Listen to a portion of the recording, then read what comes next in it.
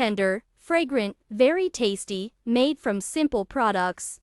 A lush charlotte with apples on kefir in the oven is an excellent sponge cake, the apple flavor of which will gather the whole family at the table. It will be good with tea, coffee, milk, and even juice. How to make a lush charlotte with apples on kefir. Prepare the necessary ingredients for this. Choose apples of sweet and sour or sweet varieties. Sugar can be adjusted up or down depending on the acid or sweetness of the apples, as well as taste preferences. Pre-sift the flour through a sieve to saturate it with oxygen. Thanks to this, the finished cake will turn out more lush. In a separate glass, mix the kefir heated to room temperature with soda and leave for 1 to 2 minutes. In a fermented milk environment, soda will react quickly.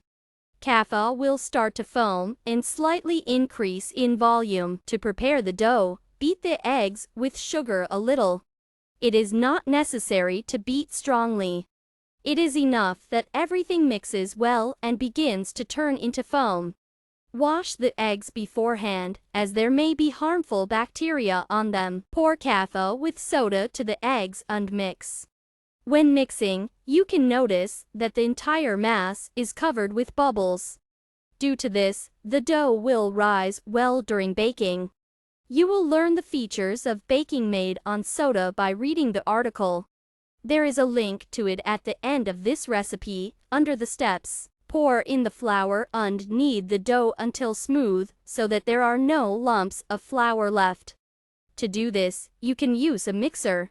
Remember that you may need less or more flour. You can read more about this in the article. There is a link to it at the end of the recipe. The finished dough turns out to be quite thick. The consistency is similar to the dough for pancakes. Wash the apples and cut them into large pieces. I'm leaving the peel.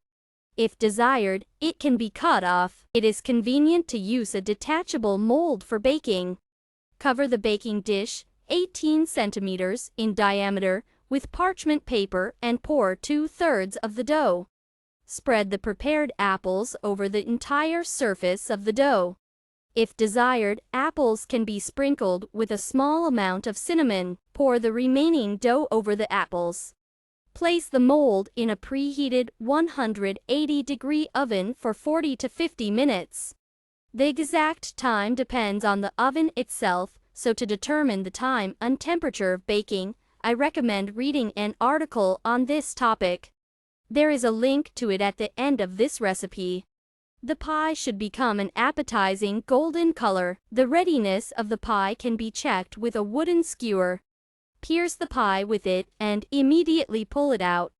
If it is dry, then the cake is ready. Remove the finished cake from the mold and cool slightly. You can sprinkle it with powdered sugar. Have a nice tea party.